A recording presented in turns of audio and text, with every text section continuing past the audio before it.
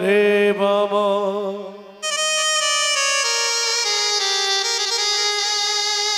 চরণে দিও মোরে ঠাই গো চরণে দিও মোরে ঠাই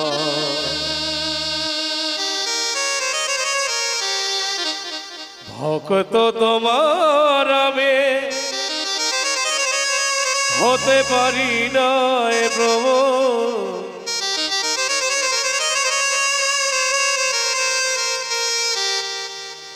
চরণে দেও মোরে দয়াম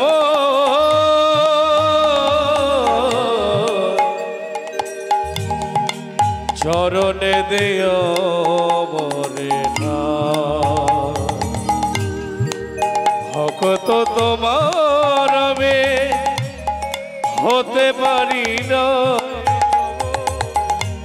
ভক্ত তোমার আমি হতে পারি না প্রভু ভক্ত তোমার আমি হতে পারি না প্রভু ভক্ত তোমার আমি হতে পারি না প্রভু চরণে দেও মোরে প্রভু হে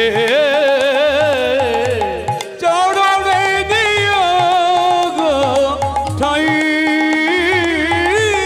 চরণে দিও গো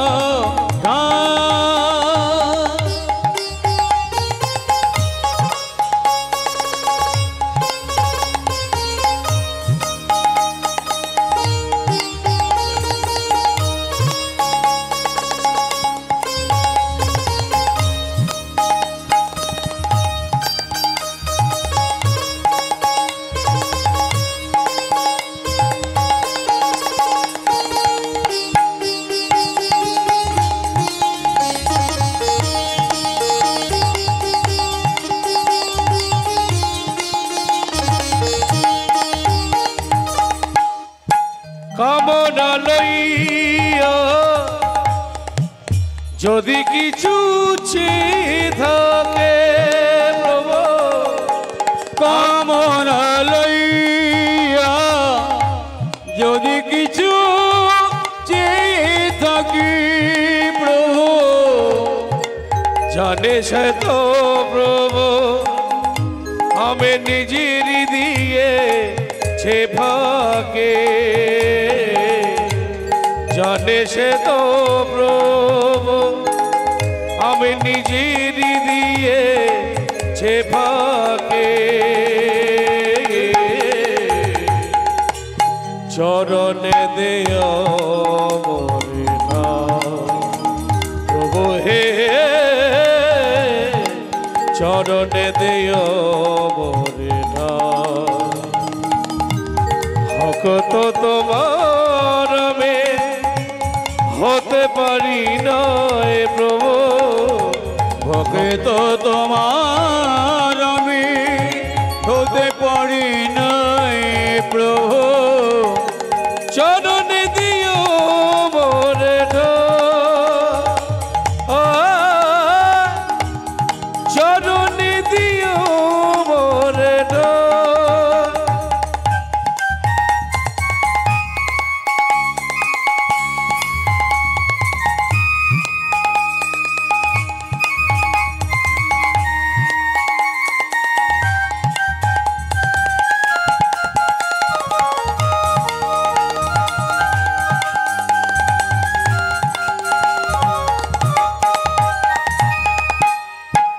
আরো ব্যথা দাও প্রভু তুমি বুকে তোলে ও চরণ ছাড়া করুণা আমার আরো ব্যথা দাও প্রভু তুমি বুকে তোলে ও চরণ ছাড়া করুণা আমার রকো অন্তর যাবি সবই জানো তুমি সে ছয় আমার চাওয়ার অন্তর যাবি তুমি সবই জানো তুমি সে ছয় আমার চাওয়ার চরণে দিও গোটাই চরণে দিও গোটা প্রভু হে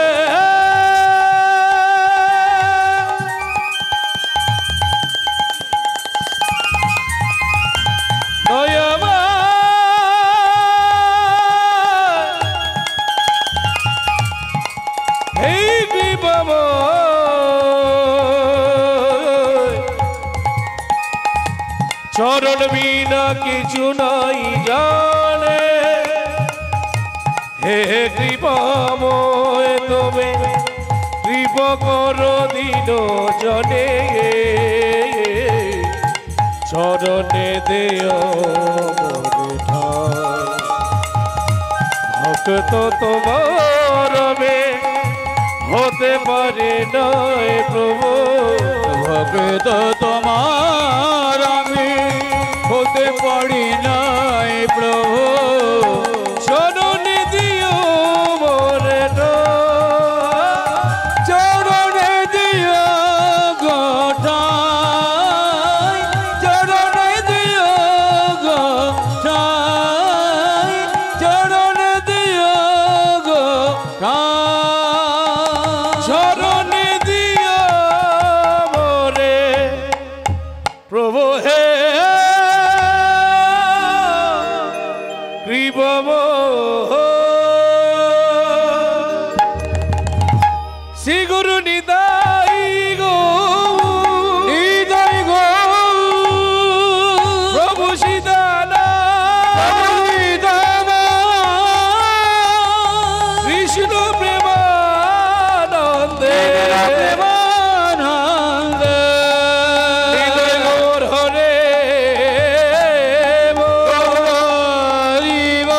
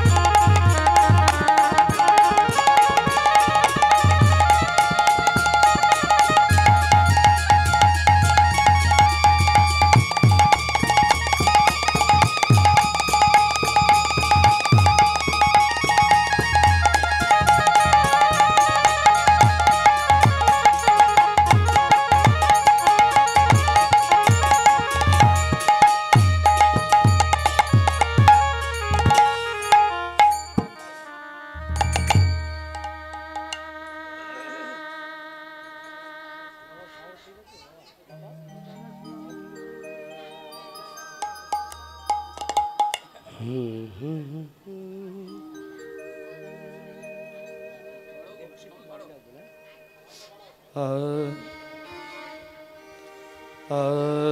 hello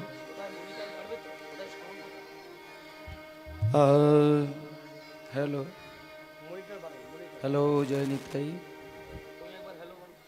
hello hello hello hello hello sound ভলিউমটা রিভার্বটা দুটো বাড়বে हेलो हेलो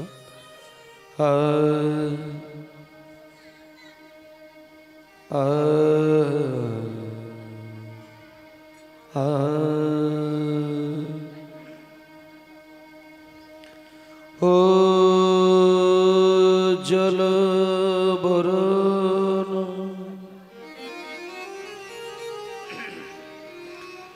गौरवर दे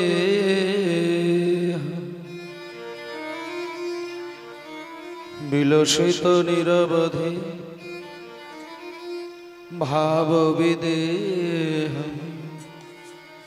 ओ जल बरन गौरवर देह विलसित निरवधि भाव विदेह ओ जल बरन गौरवर देह विलसित निरवधि भाव विदेह ओ जल बरन गौरवर देह विलसित निरवधि भाव विदेह त्रिभुवन पावन कृपयाले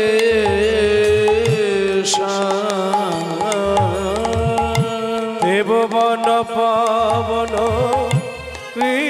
कृपयालेशा त्रिभुवन पावन कृपयालेशा त्रिभुवन पावन कृपयालेशा थांग प्रणमामि च श्री सच्चिदानंद तंग प्रणमामि च श्री सच्चिदानंद उज्जल गौरवर देहं विलसित निरवधि भाव विदेह उज्जल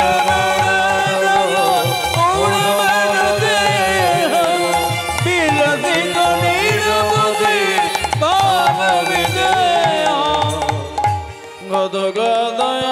गदगदयांतर भाव विकार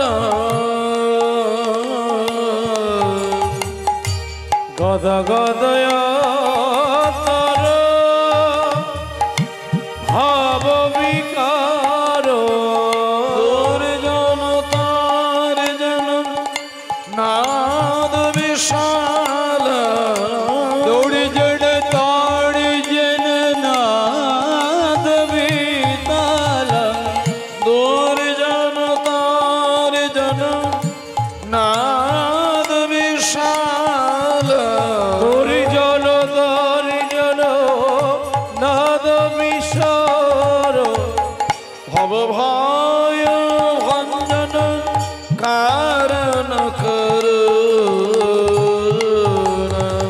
भव भय भंजन कारण करुणा भव भय भंजन कारण करुणा भव भय भंजन कारण करुणा तंग प्रणमामि च श्री सच्चिदानंद तंग प्रणमामि च श्री सच्चिदानंद ओ जल गौरवर देह विलसित निरवधि भाव विदेह ओ जल गौरवर देह विलसित निरवधि भाव विदेह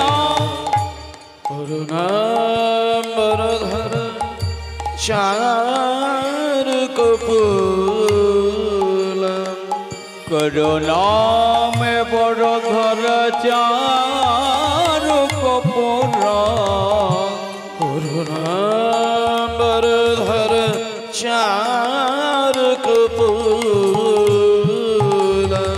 করুণাম বড় ধর চারু কপুর হিন্দু বিনিন্দিত নখ চয় রুচিরা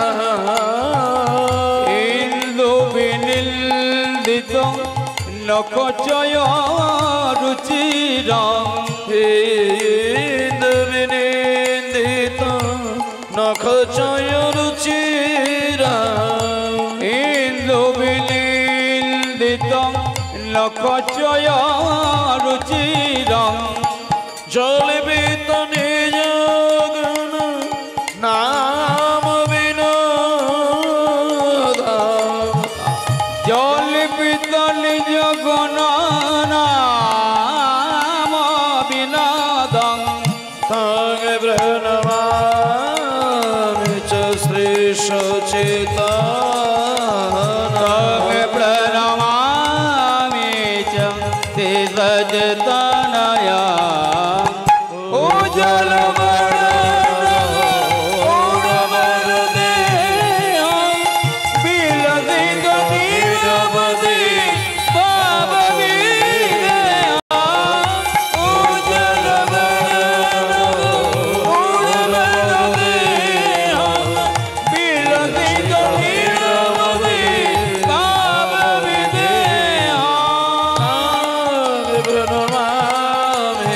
শ্রী সচেতন শ্রী সচেতন ভগবান শ্রী সচেতনায় শ্রী সচেতন শ্রী সচেতন শ্রী সচেতন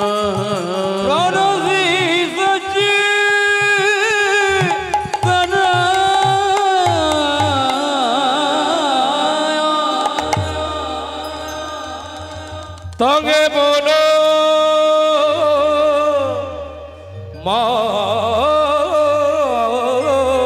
মেচ জয় সে সছে তন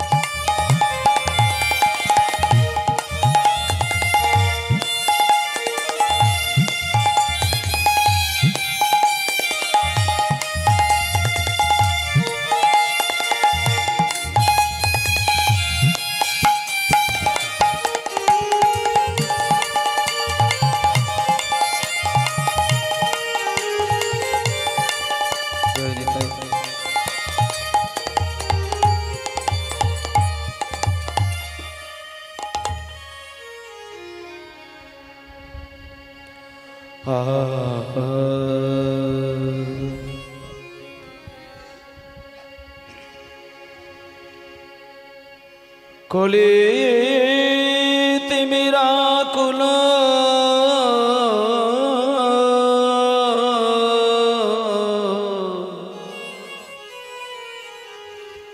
অখিল লোক দেখি অখিল মুখ দেখে গোরার বদন চাঁদ পরকাশ গোরা বদন চাঁদ পর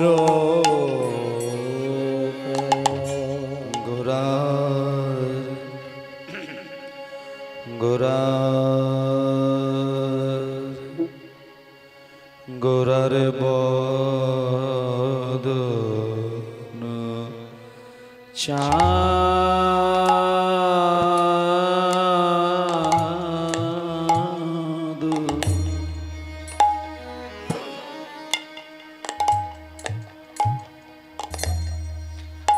চাঁদ পরকাশ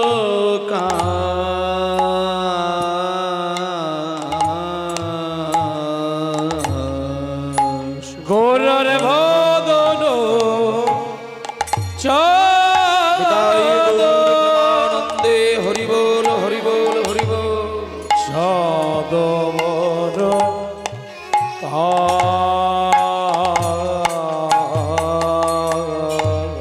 উদয় হলো রে উদয় হলো রে গৌরাঙ্গ বদন চাঁদের উদয় হলো রে গৌরঙ্গ বদন চাঁদের উদয় হলো রে বলি আমার গোরার বদন চাঁদের উদয় হলো রে বলি আমার গোরার বদন চাঁদের উদয় হলো রে সেদিন উদয় হলো রে উদয় হলো রে সচে গর্ভ সিন্ধু মাঝে চাঁদের উদয় হলো রে সচি গর্ভ সিন্ধু মাঝে সেদিন উদয় হলো রে সচি গর্ভ সিন্ধু মাঝে চাঁদের উদয় হলো রে সচে গর্ভ সিন্ধু মাঝে সেদিন উদয় হলো রে সেদিন উদয় হলো রে সেদিন উদয় হলো রে উদয় হলো রে আমার গোরার বদন চাঁদের উদয় হলো রে বলি আমার গোরার বদন চাঁদে উদয় হলো রে ওই তাই আমার গোরার বদন চাঁদের উদয় হলো রে বলি আমার গোরার বদন চাঁদের উদয় হলো রে বলি আমার গোরার বদন চাঁদে উদয় হলো রে বলি আমার গোরার বদন চাঁদের যাই রে চাঁদের বলি বলি আমার গোরার বদন চাঁদে চাঁদের বলি বলি আমার গোরার বদন চাঁদে চাঁদের বলি বলি আমার গোরার বদন চাঁদে চাঁদের বলি বলি আমার গোরার বদন চাঁদে চাঁদের বলি হারি উদয় হলো রে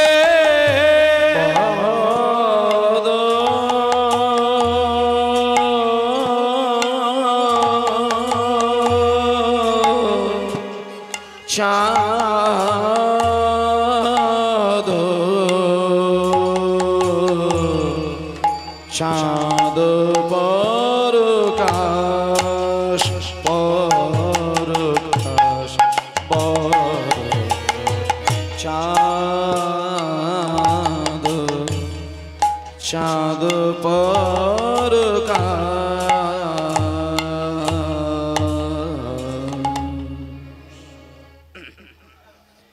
ত্রিনাদপি শুনেছেন তরোরে বশেষন না হমানে নমন দেন কীর্তন সদা হরি কীর্তনয় সদা হরে কীর্তন সদা হরে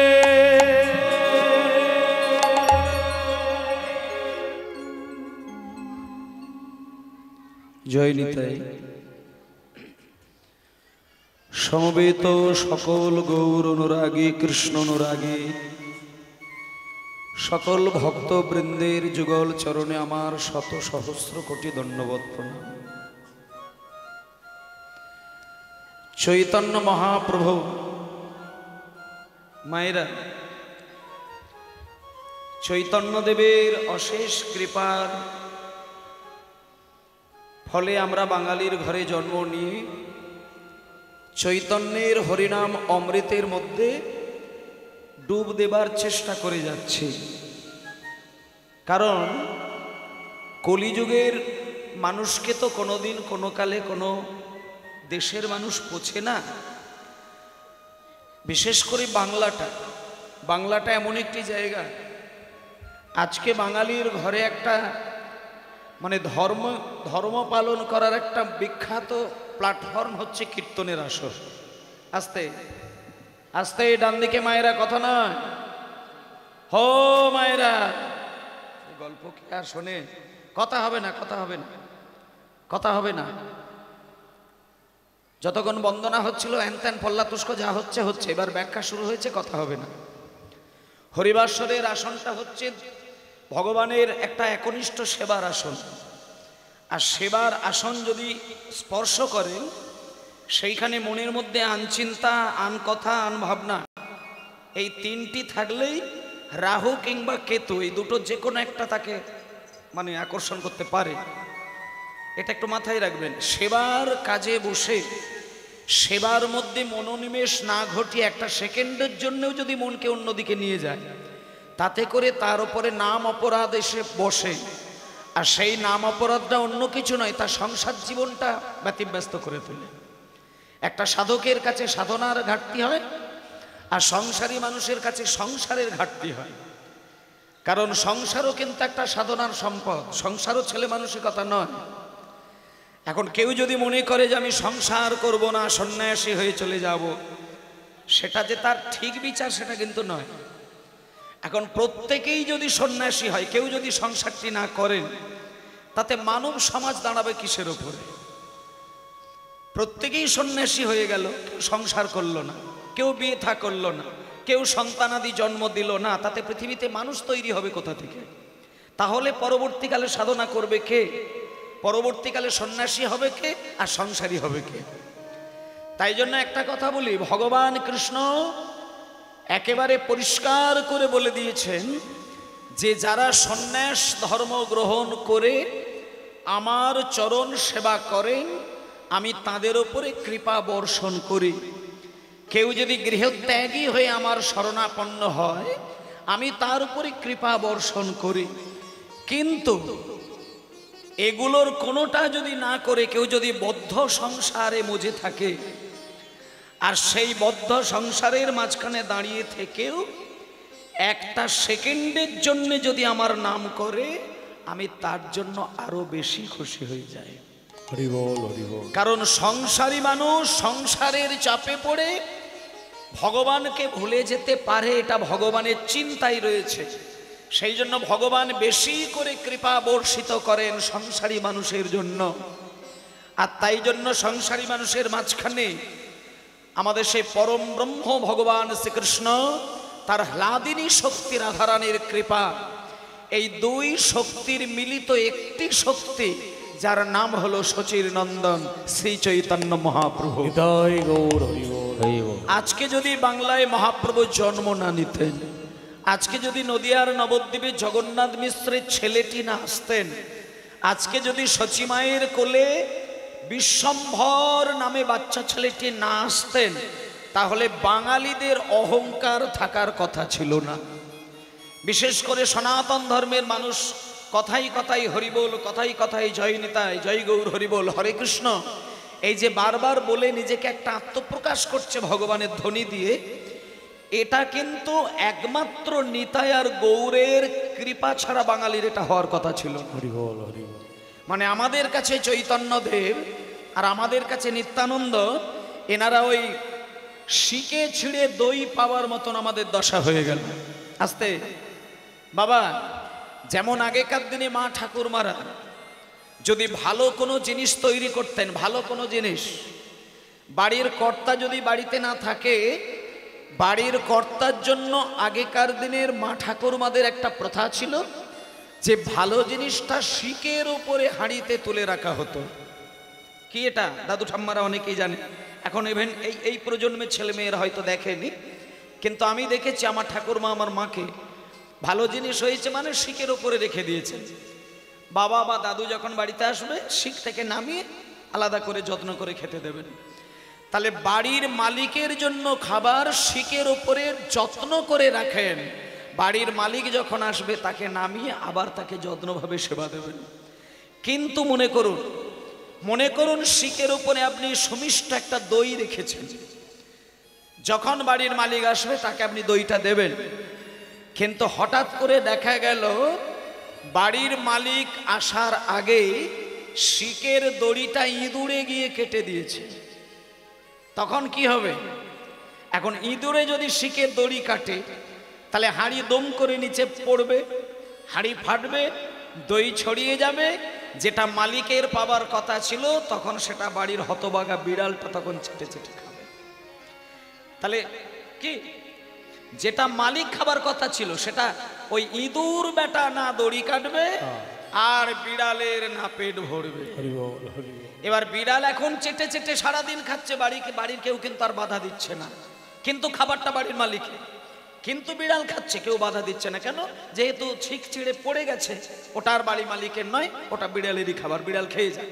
তা আমরা এই কলির মানুষ সব বিড়ালের জাতের মতো, কারণ চৈতন্যদেবকে পাবার কথা আমাদের ছিল না, এটা আমাদের পাবার কথা নয়, কিন্তু হতভাগা বিড়ালের মতো আমরা ওত পেতে এই কলিযুগের মানুষ বসে থাকি।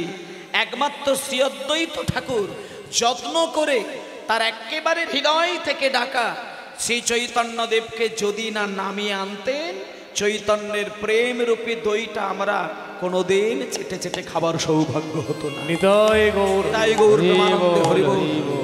তা আমরা অনেক ভাগ্য ভালো যে সত্য যুগে জন্ম নেই না, আমাদের অনেক ভাগ্য ভালো যে আমরা ত্রেতা যুগে জন্মগ্রহণ করি না, আমরা অনেক ভাগ্য ভালো করেছি যে দাপরে জন্ম নেই না, আমরা কত ভাগ্য ভালো করেছি বলে আমরা কলিযুগে জন্ম নিয়েছি।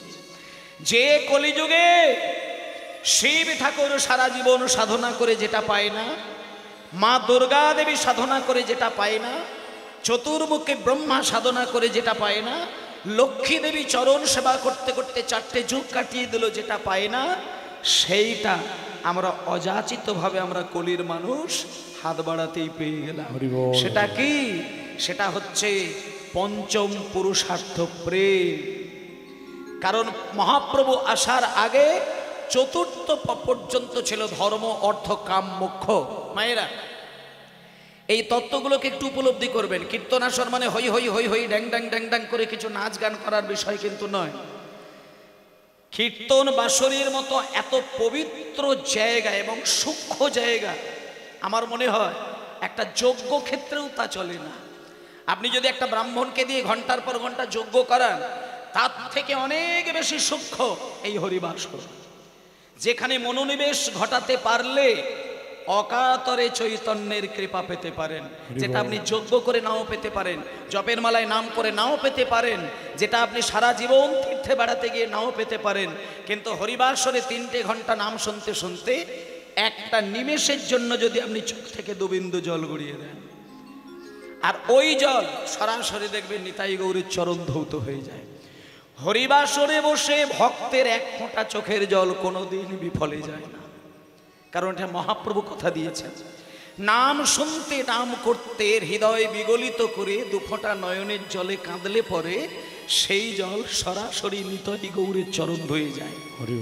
আর যে নিতাই গৌরের চরণ নয়ন বাড়ি দিয়ে ধুতে পারে, নিতাই আর গৌর তার হৃদয় মন্দিরে সারা জীবন ধরা দিয়ে বসে থাকেন। কারণ চৈতন্যদেব তিনি বলে দিয়েছেন যে আমি 4টে জায়গায় সারা জীবন ধরে একভাবে মাথা গুজে বসে থাকি। সেটা হচ্ছে শিবাস অঙ্গন, রাঘব ভবন, নিতাই নর্তন আর সচী মায়ের রন্ধন। এই 4টি জায়গায় মহাপ্রভু থাকেন। আর আমাদের এইখানে আস্তে আস্তে আস্তে ও মা মা মা মা কথা নেবা, আস্তে বেশি জোরে নয়, প্রয়োজন হলে কথা বলবেন কিন্তু একটু ইশারা ইঙ্গিতে বলবেন, বেশি কথা জোরে নয়। নিতাই গৌর হরিবোল, গৌর হরিবোল, হরিবোল। আজকে একটুখানি মন দিয়ে চৈতন্যকে স্মরণ নেবার উদ্দেশ্যে আর চৈতন্যের প্রীতিধ্বনির উদ্দেশ্যে আর চৈতন্যের হৃদয়ের মন্ত্র প্রচারের যে মূল মন্ত্র, সেই মন্ত্রটা একটুখানি সবাই মিলে মনের মধ্যে আমরা একটু বাজাবো। আস্তে বাজাবে, কিবোর্ডটা একটু আস্তে বাজাবে। চৈতন্যদেব আমাদেরকে কিন্তু সংস্কৃতে বেশি কিছু শেখায় না। তিনি একটাই কথা বলেছেন, যতদিন তুমি যুক্তির গজগজানিতে নিজেকে ডুবিয়ে রাখবে ততদিন তুমি ভক্ত হতে পারবে না। একটা প্র্যাকটিক্যাল কথা মায়েদের বলি, মনে করুন সংসারী মানুষের মাঝখানে একটা সংসারে বাড়ির কর্তা হতে পারে, ছেলে হতে পারে, নাতি হতে পারে। যে বেশি যুক্তি তর্ক দিয়ে সত্যটাকে হাতড়ানোর চেষ্টা করেন, খেয়াল করে দেখবেন যুক্তি দিয়ে সত্যটাকে হয়তো সবার ওপরে তোলা যায়, কিন্তু যুক্তি যার হৃদয়ে যত বেশি থাকে তার হৃদয়ের ভক্তি তত বেশি ধ্বংস হয়ে যায়। কারণ যুক্তি দিয়ে বিশ্বের সব জিনিসকে উপরে তোলা যায়, কিন্তু যুক্তি দিয়ে হৃদয়ের প্রেম ভক্তিটাকে কিন্তু উপরে রাখা যায় না। এটা মহাপ্রভু বলেছেন। মহাপ্রভু একটা জিনিস বলেছেন যে তোমার যুক্তি থাকা ভালো, তাতে যদি ভক্তি মেশানো থাকে, আবার ভক্তিটাও থাকা ভালো তাতে যদি একটু আংশিক যুক্তি থাকে। ভক্তি যুক্তি একত্রিত না হলে কোনোদিন ঈশ্বর লাভের কোনো সম্ভাবনা থাকে না। এখন বর্তমানে হরিবাসরে দাঁড়িয়ে হরিনামের যে প্রচার চলছে, তাতে করে আমি একটা জিনিস খুব গ্যারেন্টি দিয়ে বলতে পারি, দু ধরনের মানুষের জন্য বর্তমানে আর কীর্তন গান হচ্ছে না। দু ধরনের ব্যক্তির জন্য কীর্তন হয়নি। সেই দু ধরনের ব্যক্তি কারা?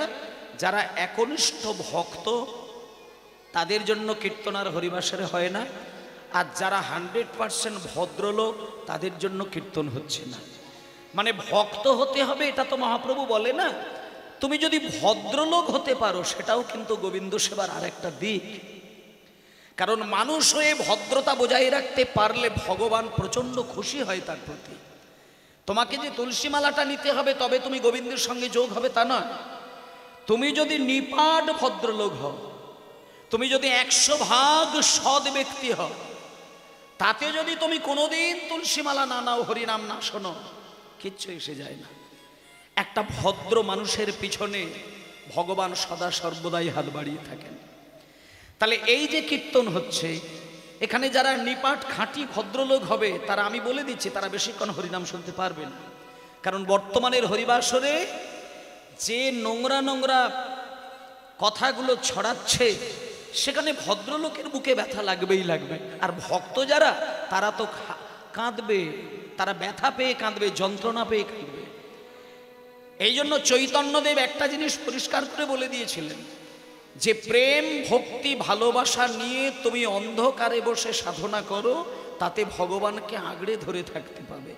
লোক দেখানো আভরণ দিয়ে বৈষ্ণব সেজে ভগবানকে ডাকলে ভগবান কোনোদিন তোমায় কৃপা করবেন না।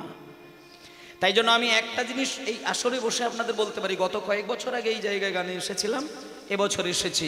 আমি আপনাদেরকে করজোড়ে বিনয় করে একটা বলে যাই, আমরা যেহেতু মানুষ, আমাদের কাছে টাকা পয়সা, সোনা দানা, গাড়ি বাড়ি, বউ বাচ্চা, আত্মীয় স্বজন, এটা আমাদের কাছে আগের বিষয়। কারণ আমরা ওই রক্তমাংসে গড়া মানুষ, তো রক্তমাংসে গড়া মানুষের কাছে জাগতিক সম্পদের প্রতি আসক্তি কিন্তু থাকবে না বললে ভুল হয়ে যাবে।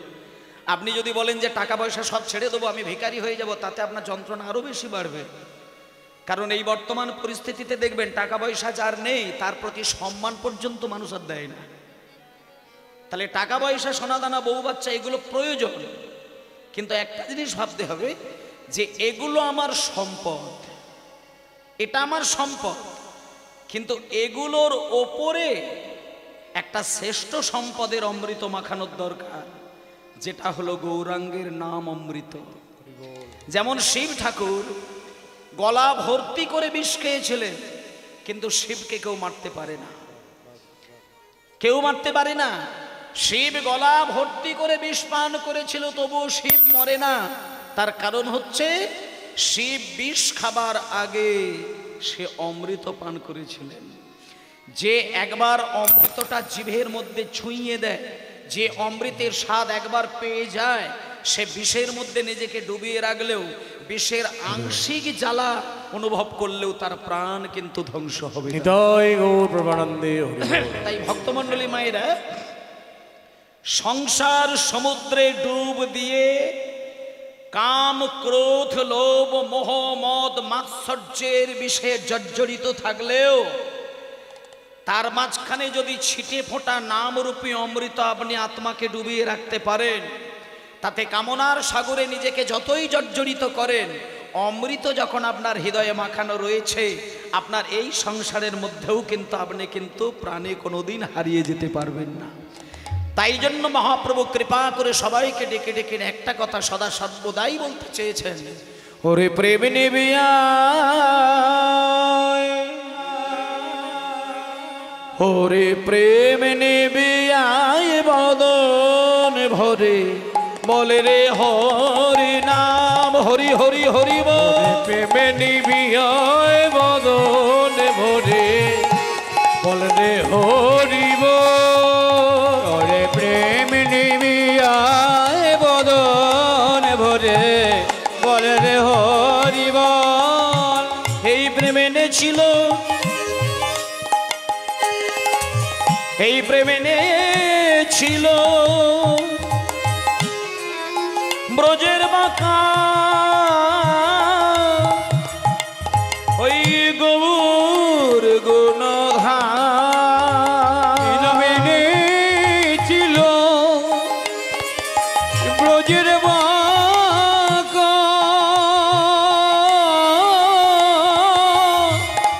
আমাদের গৌর নিতাই এনেছিল ব্রজের বাঁকা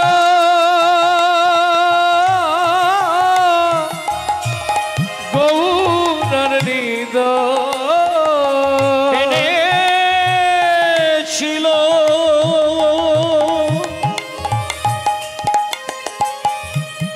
ব্রজের বাঁকা গৌর নিতাই। প্রেমে নিবিয়ায় বদন ভরে, বলে রে হরে বল। তোরা প্রেমে নিবিয়ায় বদন ভরে, বলে রে হরি বল। ওরে প্রেমে নিবিয়ায় বদন ভরে, ভরে বলে রে হরে, বলে রে হরে ও। হরি বল হরি বল হরি বল। ভক্তমণ্ডলী মায়েরা, আমার বাবারা, আজকে নাম অমৃতের মধ্যে ডুব দিলে, এটা কিন্তু নাম অমৃত আস্বাদনের একটা শ্রীক্ষেত্র। এখানে যদি কেউ মন দিয়ে নিজেদের আত্মাকে ডোবাতে পারে, আত্মাকে যদি ডোবাতে পারেন, তাহলে কিন্তু তাকে আলাদা করে কোনো রকম কোনো ব্রত যদি সে না পারে, তাতে তার অসুবিধে নেই। হরিনামে ডুব দিয়েছে, ব্রত করেননি, হরিনামে ডুব দিয়েছে, তীর্থে বেড়াতে যায়নি, তাতে কোনো অসুবিধে নেই। কারণ একটা কথা হচ্ছে, মানুষ পরিশ্রম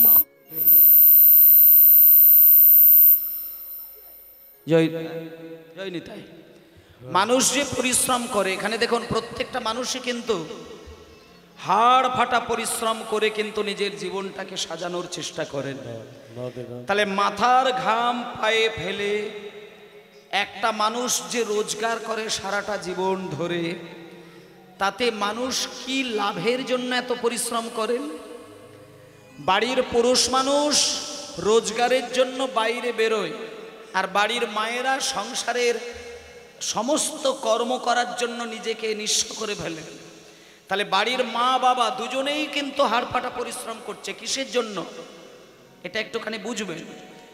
শাস্ত্র বলছে একটা মানুষ জন্ম থেকে মৃত্যু পর্যন্ত নিজেকে যে পরিশ্রম করে নিজেকে ধ্বংস করছে, তাতে মানুষ কিসের জন্য এত পরিশ্রম করে? বলছে চারটে জিনিসের জন্য মানুষের এত পরিশ্রম, চারটে জিনিস, এবং সেটা শাস্ত্রবিধি সম্মত। সেই চারটে জিনিস কি? ধর্ম, অর্থ, কাম, মোক্ষ। এই দেখুন এইখানটা মানুষের শাস্ত্রের সঙ্গে মানুষের চিন্তার ভুল হয়ে গেল। দেখুন মানুষকে যদি প্রশ্ন করে যে তুমি এত পরিশ্রম করে খাটাখাটি করো কেন, সে প্রথমেই বলবে আমি রোজগার করার জন্য, মানে অর্থ উপার্জন করার জন্য। কিন্তু শাস্ত্র বলছে না, মানুষ যে এত রোজগার করে তার প্রথম প্রাপ্তিটা হচ্ছে অর্থ নয়, প্রথম হচ্ছে ধর্ম। ধর্মটাকে পালন করার জন্য মানুষের এত পরিশ্রম। তাহলে সেই ধর্ম কথাটার মানেটা আজকে বুঝতে হবে। আপনি ধর্ম অর্থে কোনটাকে বোঝেন? ধর্ম মানে কি হরি হরি করা? ধর্ম মানে কি তুলসী মালা গলায় নেওয়া? ধর্ম মানে কি আপনার বাড়িতে একটা লাখ লাখ টাকা দিয়ে মন্দির প্রতিষ্ঠা করা? ধর্ম মানে কি প্রত্যেকটি বছর হরি বাসর সাজানো? কিসের ধর্ম? কাকে ধর্ম বলে? এই জায়গাতে সুন্দর করে বোঝাতে চাইলেন যে মানুষের কাছে ধর্মের আসল ব্যাখ্যা কিন্তু ওটা নয়। তুমি তুলসীমালা, তিলক সভা, ধুতি পাঞ্জাবি, হরিনাম এগুলো তো অনেক দূরের বিষয়, ওটা বড় কথা নয়। ধর্ম কথার সঠিক মানেটা হলো সৎ এবং সামাজিকতা। মানে আমি রোজগার করে নিজেকে কিভাবে সৎ পথে চলতে পারি, এই প্রতিশ্রুতিবদ্ধটা আমাকে হতে গেলে আমাকে একটা রোজগারি হতে হবে। কারণ অভাবী মানুষের স্বভাব কিন্তু অনায়াসে নষ্ট হয়ে যায়। একটা মানুষের জীবনে যখন চারিদিক থেকে অভাব এসে যায়, দেখবেন সে নিজেকে ধরে রাখতে পারে না, কখন তার স্বভাবটা নষ্ট হয়ে যায় এটা মানুষ কিন্তু টের পায় না। তাহলে অভাবে স্বভাব নষ্ট হয়। তাহলে সেই অভাবটা যাতে না আসে, তার স্বভাব যাতে নষ্ট না হয়, সে যাতে করে ধার্মিক হতে পারে, সেই প্রচেষ্টায় এত তার রোজগার করা। আর প্রত্যেকটা বাবা রোজগার করে নিজেও সৎ হবে, তার বাড়ির প্রত্যেকটা ছেলে মেয়েকেও সৎ হতে হবে। এটাই প্রত্যেকটা বাড়ির কর্তার বিধান। তাহলে ধর্ম কথার অর্থ হলো সৎ এবং সামাজিকতা। এবার দ্বিতীয় কথাটা হচ্ছে অর্থ। তাহলে মানুষের প্রথম পরিচয় হতে হবে সৎ, 2 নম্বর পরিচয় হতে হবে তাকে অর্থ উপার্জন, আর 3 নম্বরে হচ্ছে কাম। জয় নেতা।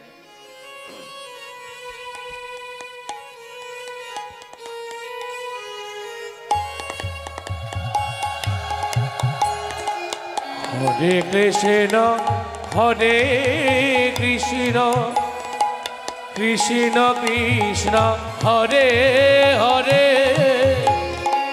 হরে রাম হরে রাম, রাম রাম হরে হরে,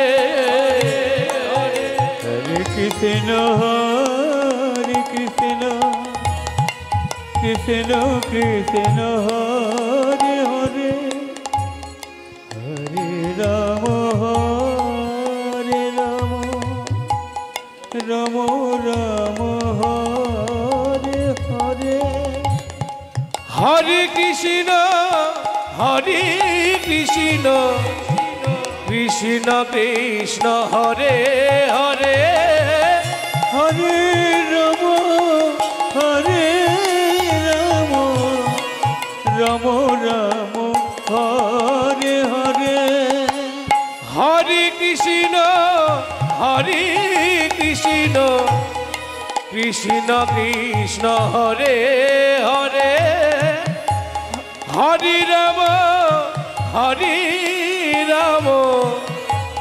রাম রাম হরে হরে, হরে কৃষ্ণ কৃষ্ণ কৃষ্ণ হরে হরে, হরে রাম রাম রাম হরে হরে, হরে কৃষ্ণ কৃষ্ণ কৃষ্ণ হরে হরে, হরে রাম রাম রাম হরে হরে, হরে কৃষ্ণ কৃষ্ণ কৃষ্ণ হরে হরে, হরে রাম রাম রাম হরে হরে, হরে কৃষ্ণ হরে কৃষ্ণ কৃষ্ণ কৃষ্ণ হরে হরে হরে রাম হরে রাম রাম রাম হরে হরে হরে কৃষ্ণ হরে কৃষ্ণ কৃষ্ণ কৃষ্ণ হরে হরে হরে রাম রাম রাম হরে হরে। নিতাই গৌর হরি বল গৌর হরি বল হরি বল হরি বল। জয় নিতাই। মায়েরা, যে কথাটি দিয়ে আলোচনাটা হলো সেটা হলো যে মানুষের কাছে মূল্যবান কটা সম্পদ, যেটা হচ্ছে ধর্ম, অর্থ, কাম, মোক্ষ। মানুষ কিন্তু ধর্মমুখী নয়, পশু পাখিরা হচ্ছে ধর্মমুখী। আমি ছোট্ট করে একটা উদাহরণ দিচ্ছি, আপনারা বুঝতে পারবেন। মানুষ ধর্ম পালন করতে পারে না, তার কারণটি হচ্ছে মানুষ মনের মর্যাদা দিতে দিতে দিতে দিতে নিজেকে কত নিকৃষ্ট করে ফেলেছে, মানুষ সেটা আদৌ বুঝতে পারে না। যারা মনের মর্যাদা দেওয়ার জন্য নিজের জীবনটা সাজায়, সে কোনোদিন ধার্মিক হতে পারে না। আপনি পশু পাখির দিকে তাকিয়ে দেখবেন, তারা মনের মর্যাদা দেয় না, তারা ধর্মের মর্যাদা দেয়। যেমন একটা গরু, তাকে আপনি 6 মাস খেতে দেবেন না, শুকনো করে রেখে দেবেন। তারপরে সেই গরুর কাছে আপনি মাছ মাংসের ডালা সাজিয়ে ধরাবেন। বলুন, গরু খাবে কি? গরু কিন্তু খাবে না। একটা বাঘকে আপনি 2 মাস খেতে দেবেন না, শুকিয়ে শুকিয়ে মেরে ফেলবেন। তারপরে তার কাছে আপনি কতগুলো ঘাসকে কেটে নিয়ে খেতে দেবেন, সে কিন্তু খাবেই না। তাহলে তার পেটের জ্বালায়, খিদের জ্বালায় নিজেকে ছটপট করে মারা গেলেও পশু পাখিদের স্বভাবটা দেখুন, সে নিজের খাবার যদি নিজের সামনে পায় তবে খায়, অন্যের খাবার কাছে পেলেও খিদের জ্বালাই দেহ প্রাণ নষ্ট করবে, তবু অপরের খাবার কিন্তু খায় না। হরি বল। আর মানুষ কি করে, একটু সূক্ষ্মভাবে বিচার করে দেখুন, মানুষ কি করেন। মানুষেরও কিন্তু খাদ্যের বিধান আছে। যারা মাংস খাবার জন্য জন্মগ্রহণ করেছেন, তাদের সামনের দাঁতগুলোর গোড়া সরু হয়, তাদের সামনের দাঁতের গোড়া মোটা হয়, ডগা সরু হয়। ভগবান তাদের সেইভাবে জন্ম দিয়েছেন। যাদের মাংস চিবিয়ে খেয়ে জীবন ধারণ করতে হয়, তাদের সামনের দুটি দাঁতের ডগ সরু হয়, গোড়াটা মোটা হয়। আচ্ছা, মানুষের সামনের দাঁতের ডগ সরু, গোড়া মোটা হয় কি? ডগা কিন্তু মোটা, গোড়া কিন্তু সরু হয়। তাহলে যাদের গোড়া সরু ডগা মোটা এরকম সামনের দাঁত যাদের দেখবেন, তারা কিন্তু মাংস খাবার জন্য জন্মগ্রহণ করেন না। যেমন মানুষ, গরু, ছাগল, এরা সব মাংসাশী নয়। কিন্তু মানুষ কি করে, মানুষ নিজের খাবার খায়, পাখিদের খাবার কেড়ে খায়, গাছের খাদ্যও খেয়ে নেয়, পশুদের খাদ্য খেয়ে নেয়, আবার তাতেও যদি কম পড়ে যায় মানুষ মানুষের মাথাকে পর্যন্ত চিবিয়ে ধ্বংস করে খেতে। এটা মানুষের স্বভাব। তা এই হচ্ছে মানুষ। তাহলে এইবার আপনি বলুন, মানুষ কি নিজের ধর্মে কোনোদিন দাঁড়িয়ে থাকে? দাঁড়িয়ে থাকতে পারে না। তার কারণ মানুষ হচ্ছে অতিরিক্ত লোভী, তাই সে মনের মর্যাদা দিতে গিয়ে নিজের ধর্মকে পদদলিত করে ফেলেন। সেই মানুষ যাতে নিজের ধর্মের মধ্যে দাঁড়িয়ে থাকতে পারে, সেই প্রচেষ্টার জন্য, সেটাকে সফল করার জন্য চৈতন্য মহাপ্রভুর 24টি বৎসর ধরে বাংলার মাটিতে এত লড়াই করা। কিন্তু তথাপিও মানুষ কিন্তু পারে না, বাঙালি পারে না। তাহলে ধর্ম পালন করতে গেলে একটা মানুষের প্রথম পরিচয় হচ্ছে সৎ, দ্বিতীয় কথা হচ্ছে সামাজিকতা। তবে আমি রোজগার করতে পারলাম, তাহলে এটা 1 নম্বর। আর দ্বিতীয় হচ্ছে অর্থ উপার্জন করা। ভজ রাধা কৃষ্ণ গোপাল কৃষ্ণ, কৃষ্ণ কৃষ্ণ বল মুখে। রাধা কৃষ্ণ গোপাল কৃষ্ণ, কৃষ্ণ কৃষ্ণ বল মুখে মনোরে। ভজ রাধা কৃষ্ণ গোপাল কৃষ্ণ, কৃষ্ণ কৃষ্ণ বল মুখে মনোরে। ভজ রাধা কৃষ্ণ গোপাল কৃষ্ণ, কৃষ্ণ কৃষ্ণ বলো মুখে মনোরে। ভজ রাধা কৃষ্ণ গোপাল কৃষ্ণ কৃষ্ণ কৃষ্ণ বল মুখে মনোরে। ভজ রাধা কৃষ্ণ গোপাল কৃষ্ণ কৃষ্ণ কৃষ্ণ বলো মুখে মনোরে। ভজ রাধা কৃষ্ণ গোপাল কৃষ্ণ কৃষ্ণ কৃষ্ণ বল মুখে মনোরে। বুক ভরে যায় অভাব মেটায়, ভোগ ভরি জয় অভাব মিটায়। বুক ভরে যায় অভাব মেটায়, নমে বুকে ভরি যায় অভাব মেটায়। স্বভাব জাগায় মহাসুখে। ভজ রাধা কৃষ্ণ গোপাল কৃষ্ণ কৃষ্ণ কৃষ্ণ বলো মুখে মনোরে। ভজ রাধা কৃষ্ণ গোপাল কৃষ্ণ কৃষ্ণ কৃষ্ণ বল মুখে মনোরে। হরে দিন বন্ধু চিরদিনের বন্ধু, হরিদিন বন্ধু চিরদিনের বন্ধু। হরে দিন বন্ধু চিরদিনের বন্ধু, হরিদিন বন্ধু চিরদিন বন্ধু। জীবের করুণা লোকে লোকে।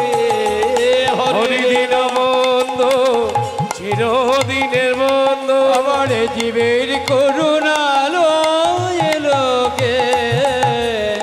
ভজনারে অন্ধ চরণার বিন্দ, ভজনারিয়ন্দ চরণার বিন্দ। আর দোস্তার মায়ার বিপাকে। ভজ রাধা কৃষ্ণ গোপাল কৃষ্ণ কৃষ্ণ কৃষ্ণ বল মুখে মনোরে। ভজ রাধা কৃষ্ণ গোপাল কৃষ্ণ কৃষ্ণ কৃষ্ণ বলো মুখে মনোরে। ভজ রাধা কৃষ্ণ ভজ রাধা ভজ রাধা কৃষ্ণ।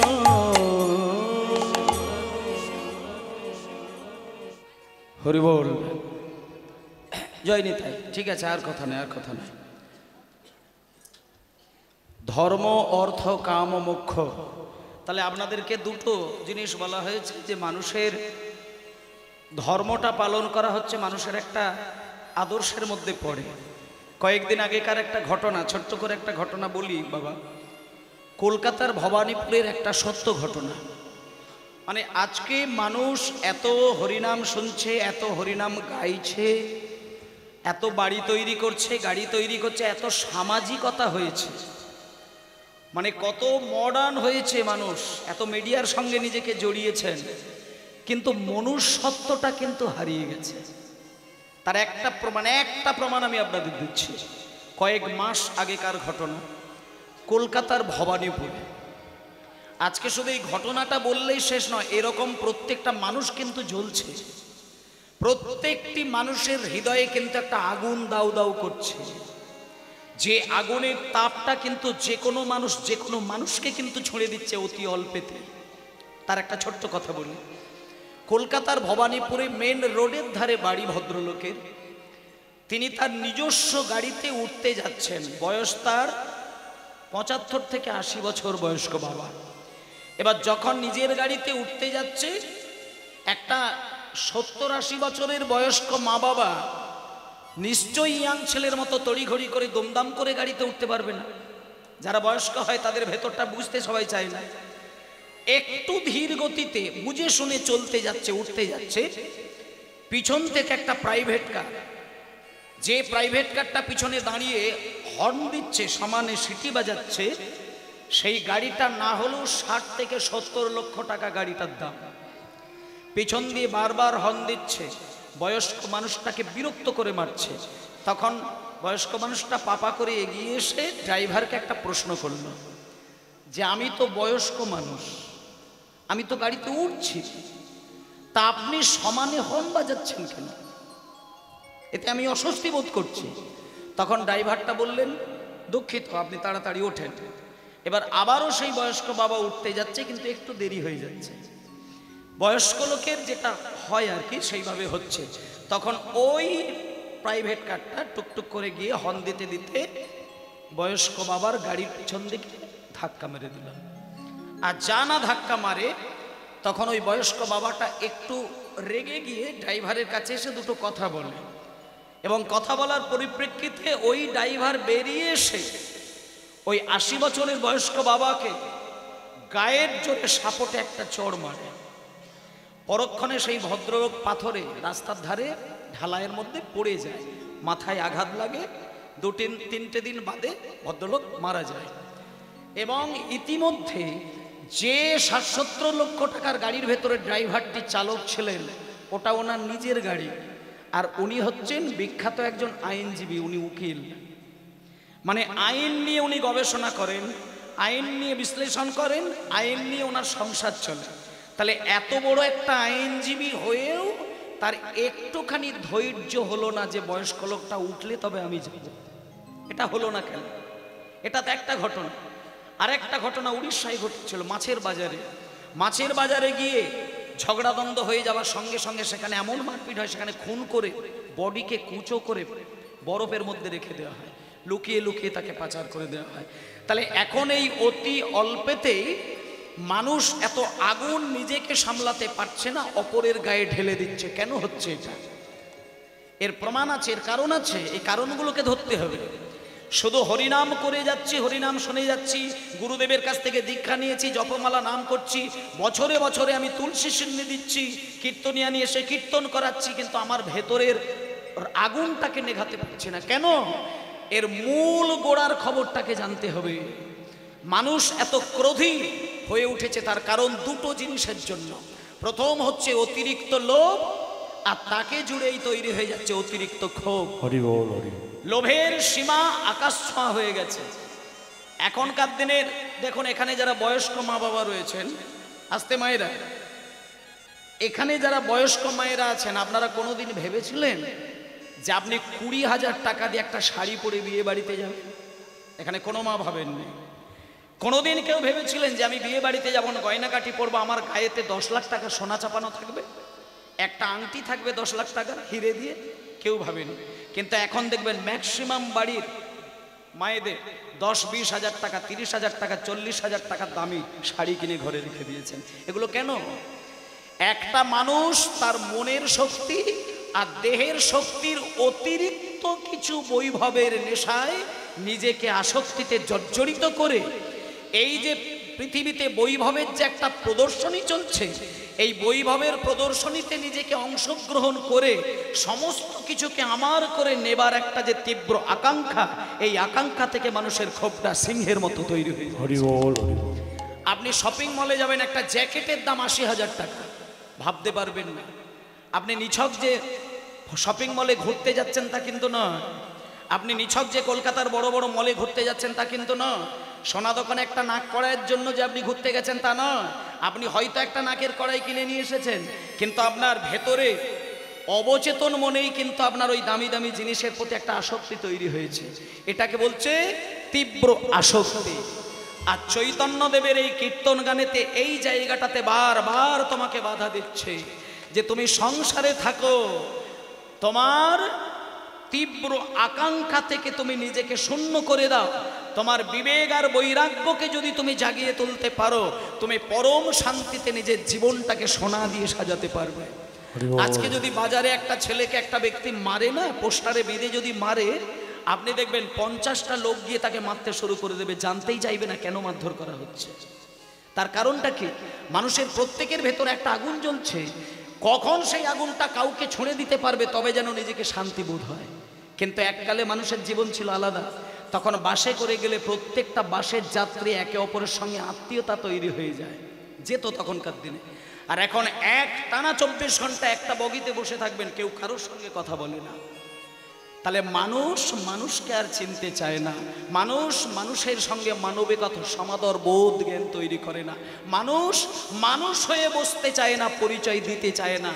তাই তারা একাসনে একভাবে বসে এক চিন্তায় নিজের আগুনে নিজে জ্বলে, সুযোগ পেলে সেই আগুন অপরকে দিয়ে জ্বালিয়ে দেয়। হরি বল। এইগুলো থেকে যতদিন না দূরে সরে যাবে ততদিন মানুষ ধর্মমুখী হতে পারবে না। আজকে যে বন্ধন মাসে মাসে টাকা দিচ্ছে, আর মায়েরা টাকা তুলে নিয়ে এসে বাড়ি করছে, সোনার জিনিস করছে, বলুন এটা কি আপনার সংসারে শান্তি টানছে? আপনি খেয়াল করে দেখবেন, বন্ধন থেকে 1 লক্ষ টাকা তুলে নিয়ে চলে আসলেন, বাড়ি তৈরি করে ফেললেন, সপ্তাহে সপ্তাহে টাকা দিতে গিয়ে স্বামী স্ত্রীর ঝগড়াটাকে খালি খেয়াল করে দেখবেন। তাহলে কিসের শান্তি? ইএমআই দিচ্ছে, মাসে মাসে কিস্তি দিচ্ছে, আপনাকে ওই কিস্তিটা রোজগার করতে হয় না? কিস্তি কি আকাশ থেকে পড়ে যায়?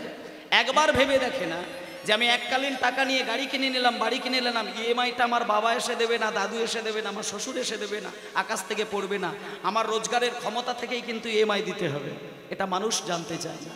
এটা যদি 10 বার ভেবে দেখতো তাহলে কিন্তু বৈভবকে নিজের করে পেত না। আর যতক্ষণ বৈভবকে নিজে না জড়াবে ততক্ষণে মানুষের শান্তি থাকবে।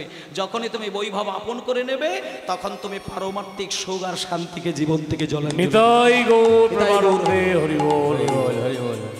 আমি এই রিসেন্টলি মেদিনীপুরের একটা জায়গায় কীর্তন গাইতে গিয়েছিলাম। মুখ্যমন্ত্রী কোটা থেকে এখন মায়েদের অ্যাকাউন্টে কত টাকা ঢোকে? 500 টাকা ঢোকে, 1000 হয়ে গেছে জানি না। ভাবতে পারবেন না মায়েরা, মেদিনীপুরের একটা জায়গায় কীর্তন গাইতে গেছিলাম, 200 মহিলা একত্রিত হয়ে তাদের ওই 500 টাকা করে যে মন্ত্রী কোটা থেকে টাকা ঢোকে সেই টাকাকে এক জায়গায় করে হরিবাসর সাজিয়েছে। তারা সেটা হরিনামের উপরে খরচা করছে। তাহলে এই যে শুভ বুদ্ধি আর অশুভ বুদ্ধি, এটা মানুষ নিজে তৈরি করতে পারে। আপনি টাকা রোজগার করবেন, আপনি শুভ কাজে লাগাবেন কি অশুভ কাজে লাগাবেন, এই চেতনাটা যদি আপনি নিজে তৈরি করতে জানেন তাহলে আপনি পরম শান্তিতে দিন কাটাবেন। আর যদি আপনি প্রয়োগ ক্ষমতা হারিয়ে ফেলেন তাহলে আপনি সব থেকে বেশি দুঃখে জীবন কাটাবেন। তাহলে এই যে সুখ আর দুঃখ কোথায় আছে?